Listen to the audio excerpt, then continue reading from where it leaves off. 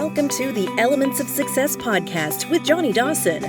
This is the show that will inspire you to uncover your formula for success so you take charge of your story, overcome life's obstacles, and find fulfillment in all branches of life. With Johnny as your guide, you will break down the science of success and experiment with how you can combine key elements to uncover discipline you need to accelerate your journey towards prosperity. Now, on to today's episode. Welcome to the Element of Success podcast, where we will explore specific traits that break down barriers between you and success. We will achieve this by bringing on guests so that they can share their stories. Today, we're joined with my co-host, Eric Johnson, and we're going to be talking about why I decided to create the Elements of Success podcast for our first episode. So, Eric, welcome aboard. Thanks, man. I'm so excited to be a part of this. Just knowing your story and getting to know you as much as I have, this is going to be fun.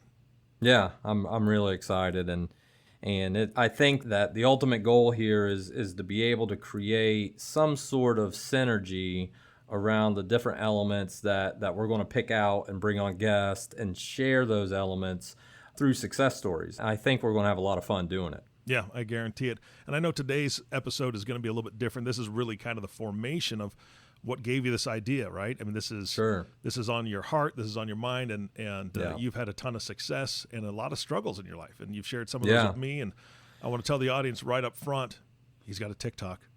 I subscribed to his TikTok already. In fact, a lot of our team did, so that'll be fun.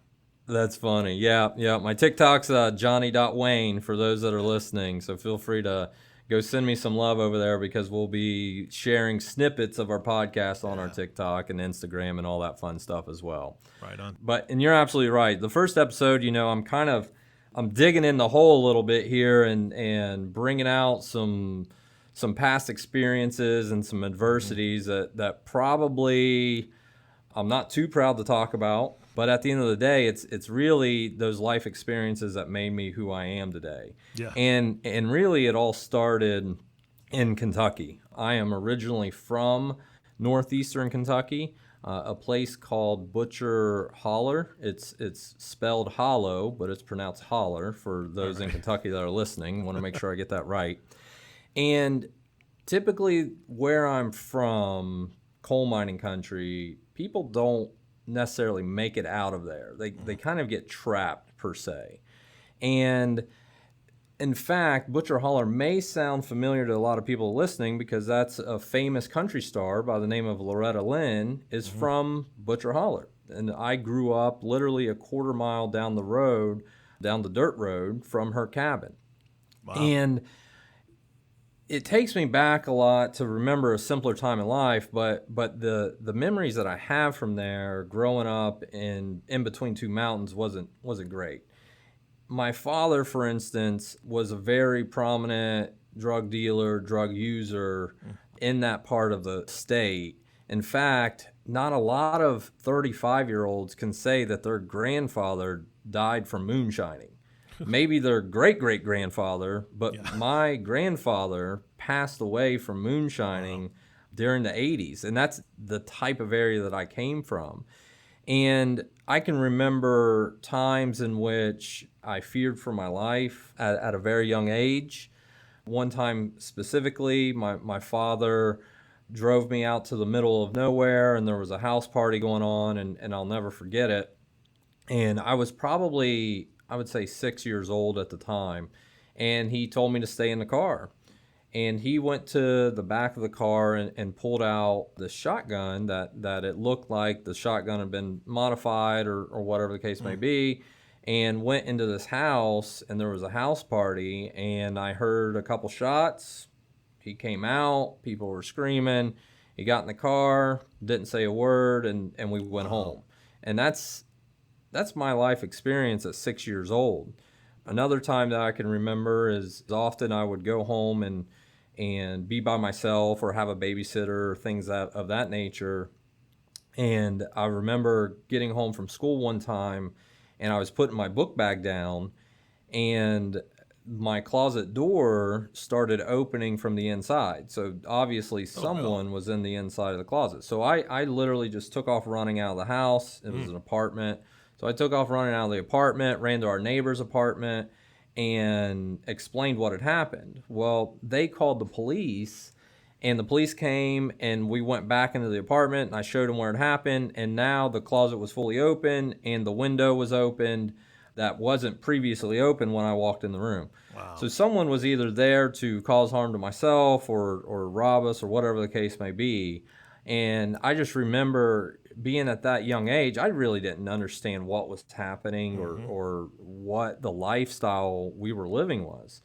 And that went on for some time. And in fourth grade, I remember like it was yesterday, I got home from school, walked off the bus. I asked my mom, I said, Mom, can I play for the elementary school basketball team that winter or fall? And she basically said, nope, get in the car, we're going to Ohio.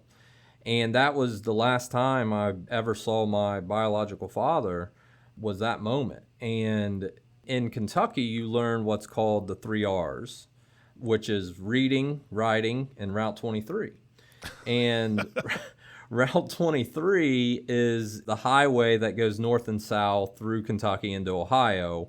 And a lot of people, when coal mining shut down, a lot of people migrated north because that's where the manufacturing jobs were, and that's where they needed to build a life.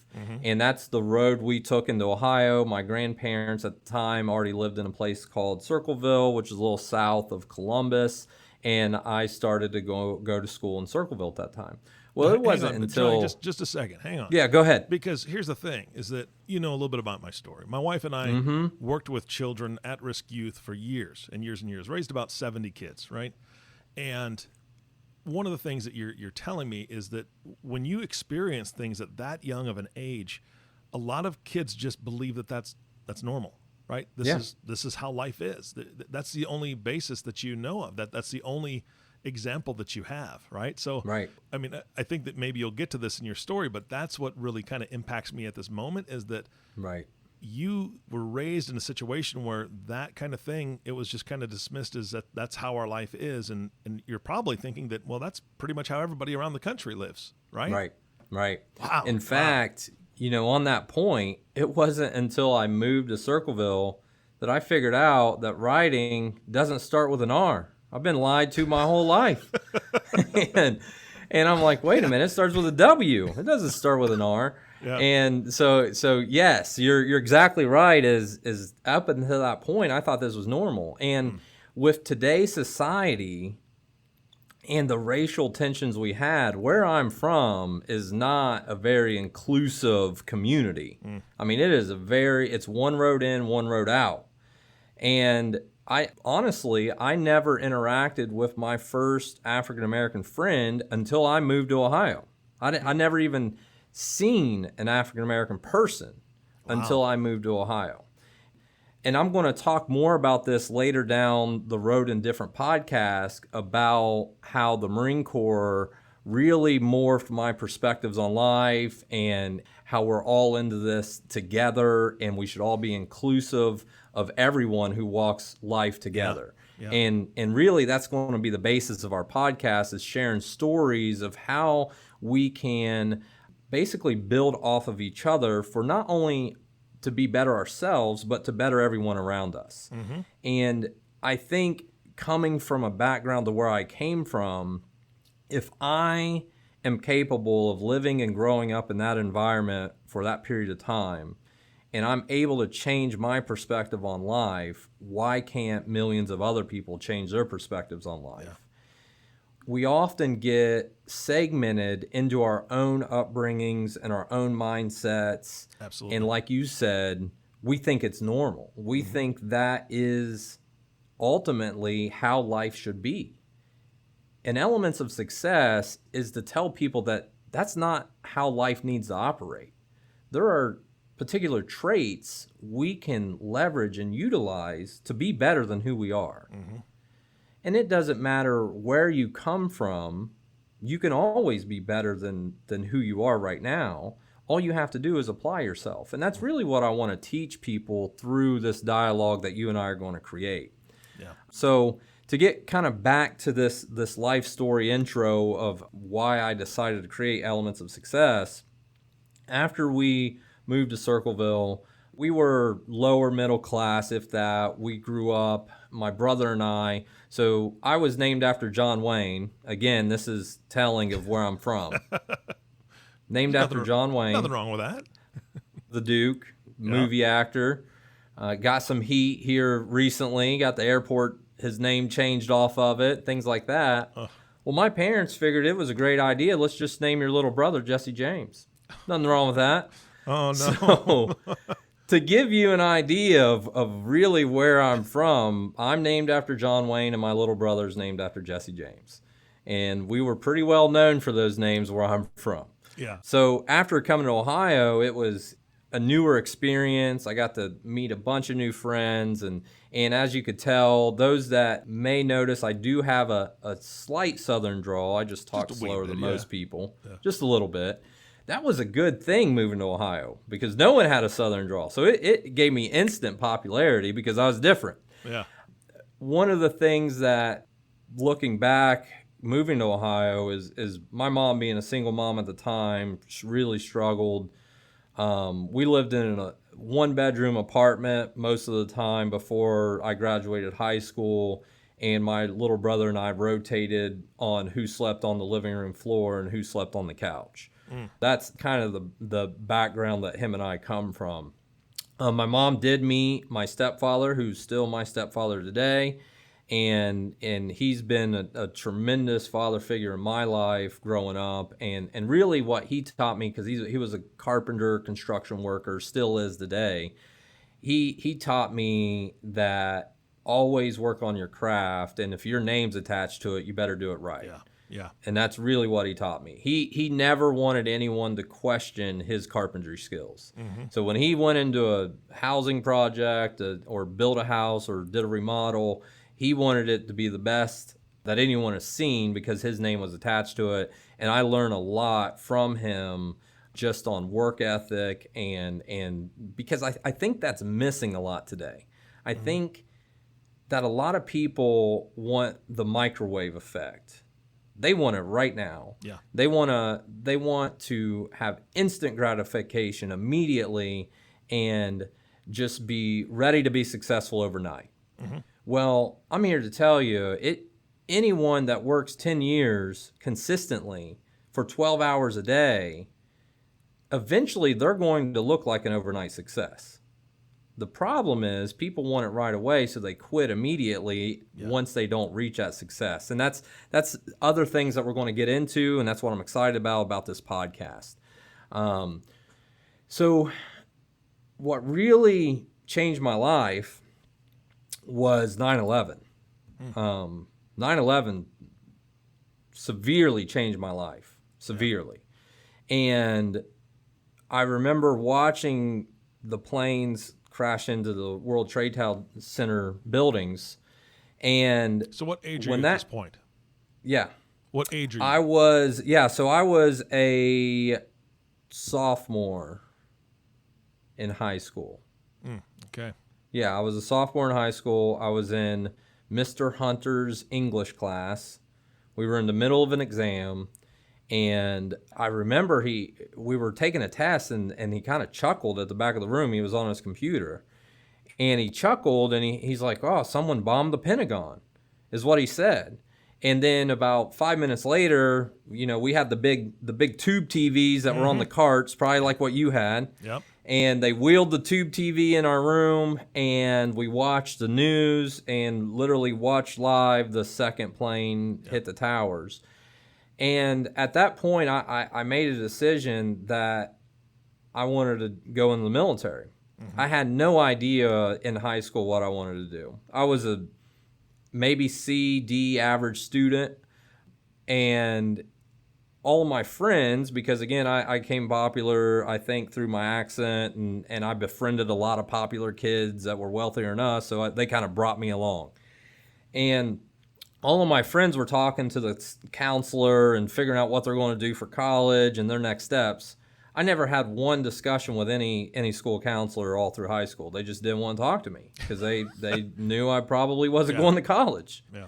And I understand that, they wrote me off, didn't give me a shot, didn't want to talk to me about my goals or dreams, and that's okay. Sometimes we get wrote off without people really knowing who we are. Mm-hmm. And I think that creates a little bit of an internal fire inside of you to be better, right? Yeah. And I think it did affect me in high school because all of my friends were talking about which school they were going to. A lot of them were going to Ohio State, which is eventually where I graduated from anyway. But a lot of them were going to Ohio State right out of high school, and I wasn't having that conversation. So I decided the only way I'm going to make it to college is if I go in the Marine Corps. That was the only way. Mm-hmm. I left for Marine Corps boot camp the exact same day as my high school graduation, the same evening. So I graduated from Circleville and was on a plane. This was the first time I've ever been on an airplane in my life, was going to Parris Island boot camp. Never been on a plane before that. And at 17 years old, I enlisted in the Marines, was in boot camp at 18 years old, and I signed up for the Marine Corps Infantry, so I was a very select few that decided I'm going to war. Like, I knew I was going to war. And when I decided to do that, went to boot camp, graduated top of my class, and then went to the School of Infantry, graduated top of my class there. And what I realized in the Marine Corps, and is the trait that I think is very valuable and everyone should grasp onto, and it's effort. It doesn't matter where you are in your current stage of life, but if you just apply a little more effort than you currently are, you're going to be able to achieve the things that you want to achieve. Yeah. And the Marine Corps really taught me that, is I was able to train harder than the other guys that I was in the Marines with. I was able to outrun them, outwork them. And it was because I just pushed myself a little bit harder to be better. What I'm going to share in our first really dive into the first element that we're going to look at on the next podcast is how that effort really compounded over into teaching me about myself during war. Mm-hmm. You may see pictures behind me in the podcast, and those pictures are all reminders of war. Every one of those pictures they are not in the United States. They're at different conflicts that I served in Iraq, being, Haditha Dam, Battle of Fallujah, Ramadi, the list goes on. And I keep those as a reminder that every day isn't given, it's earned. And sometimes at war, you've got to really push yourself to make sure your training and who you are is at the top of its peak, because if not, it's a life or death situation. Mm-hmm. And what I want to talk about on our next podcast and build upon these elements of success is going to be fear. And I think that's really the first element that we all really have to look at, because until you get over a fear of something, you can't go down and start creating other elements of success until you hurdle that fear. Because the fear is going to paralyze you into doing something you should be doing, but you can't because you're afraid to. Yeah. Right? Yep. For instance, today was a big day for me. Eric, I've talked to you for how long about this particular podcast, Elements of Success? A while. Yeah. And every time I get ready to do it or email you or call you to let's set this up and get going, I come up with an excuse not to do it. Why was I coming up with those excuses? It wasn't because I didn't want to do it. It was because I was afraid to do it. Mm-hmm. Right? The fear. Nervousness, fear, all these little things just really can eat at us, right? Right. I hate it. Yeah. So I'm excited to talk about it. Yeah, I think it's going to be a great episode. I'm going to start bringing on a lot of guests to where we're going to be talking about how they've overcome not only their fears, but other elements of success that they've built into who they are to help anybody of any walk of life accomplish any goal that they may have. Well, I think you'll agree that, I'm looking at the pictures right now because, we're on camera. Yeah. And pretty much all those pictures back there are of multiple people. right? You've got people surrounding you that were part of your team, right? Or whether you led that team or somebody else led that team, it was a team, right? Yep. And where you might have a moment of weakness in a certain specific thing, or you have a deficit in something, you have a teammate that's going to hold you up and going to help bolster that, right? Yeah. And I think that that's what all these guests are about as well, is that it's not that we know it all, because we don't, and we can openly admit. In fact, if you talk to my wife, she'll tell you quite clearly, I don't know everything. So yours too. I think that's exactly a common theme. Yeah, I'm pretty sure. So the nice thing is that all these guests that you're going to be bringing on are going to bring their own story, their own successes, their own challenges, their own hurdles, the things that they did, and not everything's going to fit for every listener. But the beauty of it is that being able to pick and choose key pieces out of here to implement in my own life, I'm so excited to be on this journey with you. Yeah, I mean, I can't tell you how excited I am.